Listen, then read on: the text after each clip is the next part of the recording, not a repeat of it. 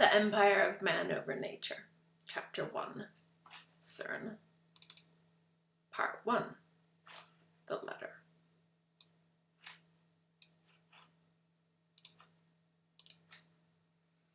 15 February 1952. To Professor I. Rabbi. We've just signed the agreement which constitutes the official birth of the project you fathered at Florence. Mother and child are doing well, and the doctors send you their greetings. The very first meeting of the Provisional European Council for Nuclear Research, now more commonly known as CERN, took place in Geneva on the 15th of February 1952. Following this meeting, this letter, which I just read, now commemorating the occasion, was signed by all 22 attendees of the meeting and sent by telegram to this man, Professor Isidor Rabbi, a Jewish-American theoretical physicist often referred to as the father of CERN. Rabbi was bestowed with this epithet in large part because at the 1950 UNESCO conference, he tabled a resolution which effectively proposed the formation of a number of regional scientific laboratories in Europe as a way of uniting the continent that was still recovering in the decades following the Second World War. And according to kind of scientific urban legend, Rabbi framed the telegram and hung it up in the wall of his home office where he could look at it at his leisure. Is from the common desire of European physicists to have equipment bigger than a single country could provide. But this is only a part of the story. At that time, diplomats and statesmen in Europe were keenly interested in the idea of European unity and wanted to see this exemplified in an important cultural enterprise. 1951, UNESCO calls an intergovernment conference. 1952, Geneva is chosen as seat. 1954, site work begins. So, 1951, the idea for CERN is pitched. 1952, Geneva is selected. 1954, construction begins. And of course, the brevity of such a timeline effectively erases a whole multitude of fascinating stories that underpin the creation in the early stages of CERN's birth. And although it's Rabbi who's, of course, kind of conceptualized as the father of CERN, it's actually a great many of people, large number of people who were involved in seeing this idea through to fruition. And one of the most important groups of people in so doing was the Provisional Council. This is them at the 1952 meeting in Geneva, where the letter comes from.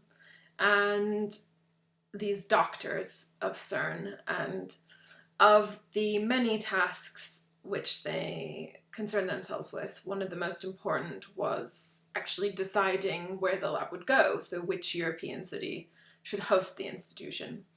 And it's fascinating because although many scientists today continue to insist that science is not political and that politics has no place in science, the establishment of an institution such as CERN, it's not a purely scientific endeavor. It's not a scientific experiment, and yet it's an endeavor that is initiated and carried out by scientists. And if we think about how are such decisions, for example, where to locate the laboratory, how are these made by the scientists? Of course, it's politics, it's diplomacy, it's negotiation.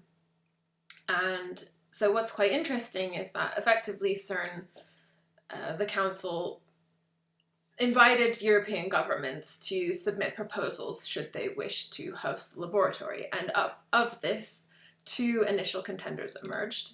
So the first was Geneva in Switzerland, and the second was Copenhagen in Denmark. These were followed then by two additional pitches, and the third was from the French government for a site just outside Paris, and the fourth and final was from the Netherlands for a site in Arnhem in the east side of the country. And at the Provisional Council meeting, observers to the proceedings related that the choice of location of the delegates from the four countries, it involved an amazing fight, and that the decision was largely the outcome of hard bargaining on the part of these four delegates. And the delegates, the observers reported, had clearly been officially briefed by their respective governments to make a stiff fight for locating the laboratory in their country. The scientific prestige attached to it was clearly rated very high. Also, perhaps the expectation of an appreciable net financial gain through industrial contracts and technological spin-off. Part 2 of 3, the negotiations. So, at the time, Copenhagen was the home of Niels Bohr, one of the 20th century's most influential physicists. And some of the younger members of CERN's executive group were concerned that if CERN was placed in Copenhagen, it would give Bohr far too much control over the direction of the field. So Copenhagen was knocked out of the race. Paris was a concern because the executive group were worried that the French government wouldn't be able to resist the temptation of interfering with CERN's scientific program. So that knocked France and Paris out of contention. And the French, because the French were such an influential member state, even in these early days, they were stridently opposed to the lab being located in the Netherlands. Absolutely refused, to the point that it eventually became clear that it had to be Geneva, otherwise basically the lab wouldn't be built. So Arnhem was knocked out of contention, and Geneva effectively won by process of elimination and diplomacy. But according to an internal CERN Council report, the three leading member states at the time, France, Italy, and Belgium, ultimately backed Geneva, in part because it was located in a small politically neutral country with an established tradition of hosting international organizations, and because it had a particularly beautiful natural environment. And the committee documents related to this decision-making process of where to locate the lab provide really fascinating insight. And representatives from these four national governments in contention to host CERN were essentially invited to woo the physicists with land, infrastructure, and other perks. So the Swiss offer, the site in Geneva that was earmarked for CERN, it was this large swathe of agricultural land on the outskirts of the city centre beyond the airport, around some 40 hectares. This is a photograph of it from 1953, just prior to the beginning of construction.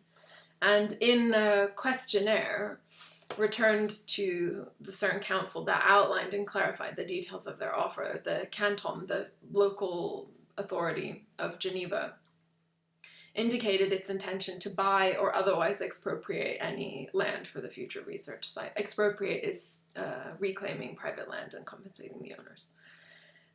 But more than the land, additional offerings included the temporary use of a number of buildings on the site of the airport in advance of CERN's construction, the erection of a water plant on the Rhone River, facilitating the large amounts of water that were required to cool CERN's experiments, things like no customs charges for any equipment or materials that were sent to CERN from outside Switzerland, and even the same level of diplomatic privileges that were offered to the many other international organizations that were already established in the country, like the Red Cross, for example.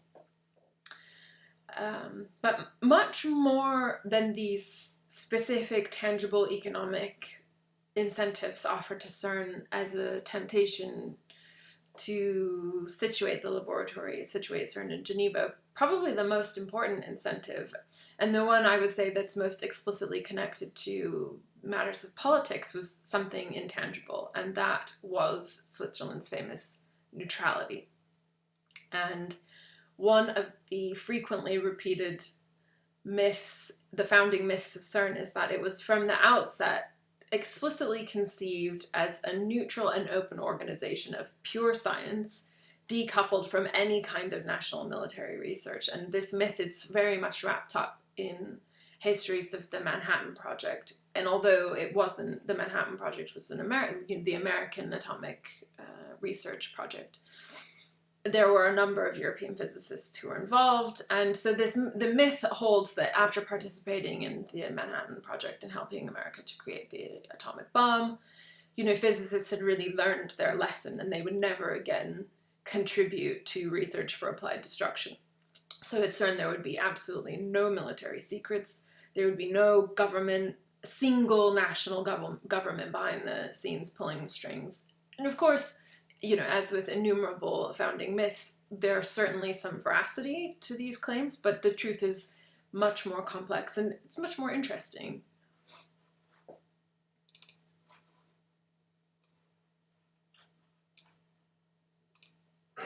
CERN is not concerned with nuclear power and does no military work. The results of its research are published or in other ways made freely available. During the meetings of the Council, there are scientists, civil servants, diplomats, all mixing together. Can't even tell them apart. All of them passionate about particle physics, accelerators.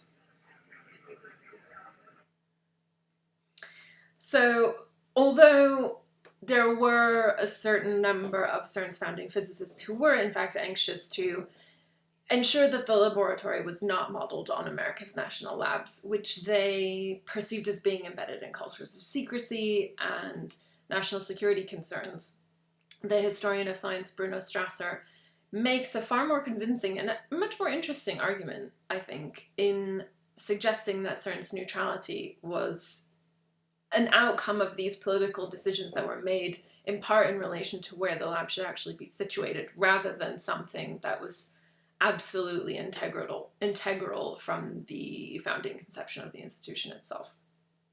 And instructions from the Swiss Department of Foreign Affairs to its delegates participating in the CERN Provisional Council meeting, they make clear that there was absolutely one non-negotiable condition to Switzerland's participation, and that was the organization must be open to all European nations, including Eastern Europe, and its activities cannot be secret in any way and should only aim at scientific and civilian goals. So rather than being conceived with neutrality in mind from the very outset, CERN argues that CERN's neutrality was a construction that emerged based in large part on this need to conform to Switzerland's national identity as a neutral state. So Switzerland wanted CERN, of course, but it absolutely did not want the risk of a militarized or politicized laboratory, which would undermine its cherished neutrality tradition. And in turn, CERN senior physicists, they wanted the site in Geneva. Of course they did. And so the project, according to Strasser, was depoliticized and demilitarized in order to conform with these ideals of Swiss neutrality. Part 3. The referendum. So this relationship between CERN and Switzerland and its identity as a neutral state takes on greater significance when understood in light of some very specific political objections that were raised in Geneva around the time that this decision of where to locate the lab was being made. So once this decision was finally made in 1953, representatives of the different member states, they met in Paris to approve the convention establishing CERN. And following the ratification of the convention establishing CERN, the local Communist Party in Geneva launched a campaign effectively attempting to prohibit the lab from being constructed, so to prevent CERN from being constructed in Geneva. And although the Communist Party raised various concerns about radiation and possible health risks, which were all unknowns, their principal complaint was actually that the risks to Switzerland's neutrality posed by the construction of a nuclear research facility in its backyard were just simply far too great. So they claimed that should CERN produce, whether in secret or in open, any nuclear or other military weapons, the entire foundation of Switzerland's cherished cultural and political identity as a neutral state would be undermined. And of course, there were supporters fervent supporters, I should say, on both sides of the debate. So this is a notice to vote no. I'll explain in a minute in terms of the specific wording of the referendum, but effectively saying, the communists want to prohibit the establishment of CERN in Geneva, well, specifically an International Institute for Nuclear Physics Research. And it's effectively saying, we don't want Switzerland to be a kind of failed Luddite, technologically backward nation, and if we want to be at the forefront of technological innovation, of course we need this research facility. But so the outcome of this fervent debate was that a number of signatures were gathered, more than 7,000, which was the number needed to trigger a referendum.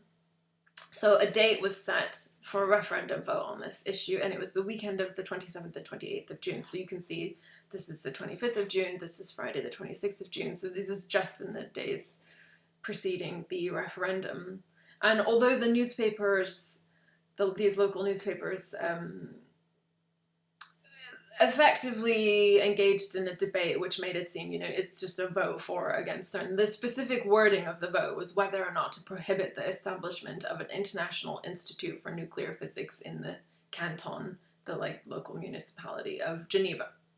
And so the referendum was held, and when the votes were tallied, there were 23,860 total votes. There were 16,528 against the prohibition of CERN and 7,332 in favor. So CERN supporters effectively carried the day, or at least the detractors didn't, and the plans to construct the lab proceeded unhindered.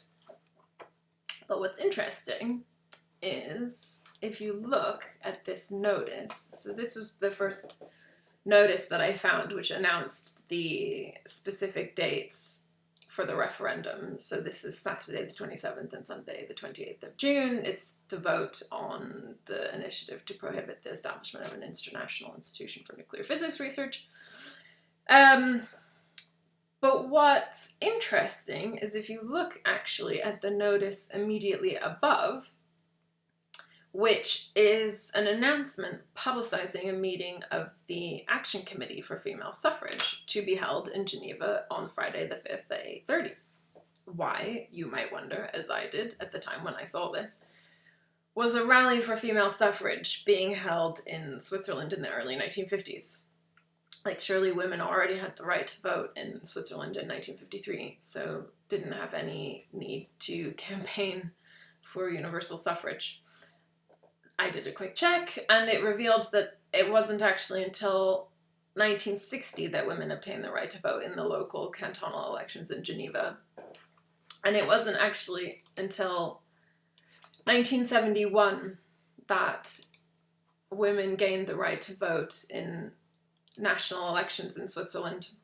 And compared to its nearest neighbors, Germany and Austria, women gained the right to vote in 1918. And it was in 1945 in France and Italy. So if we then look again at those numbers from the referendum, of the 23,860 total votes, not a single one was cast by a woman. So no woman voted in the referendum to determine the fate of CERN's presence in Switzerland. No women served on CERN's Provisional Council. And yet, ironically, if I come back to the letter that I started with, the institution from its very outset was conceptualized as feminine, something feminine gendered, even maternal, this mother and child, um, at least in the minds of its founding doctors. And it makes it quite difficult to maintain this insistence, this fiction that science isn't political, when the kind of founding early history of CERN as an institution is so intimately connected with what are very clearly political matters.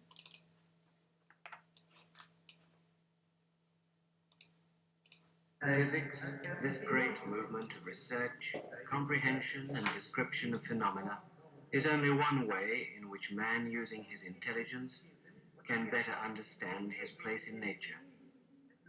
We hope that as a result of this progress in physics, we shall change our conception of man, and we shall arrive at a more coordinated and complete conception of the relation between man and natural phenomena.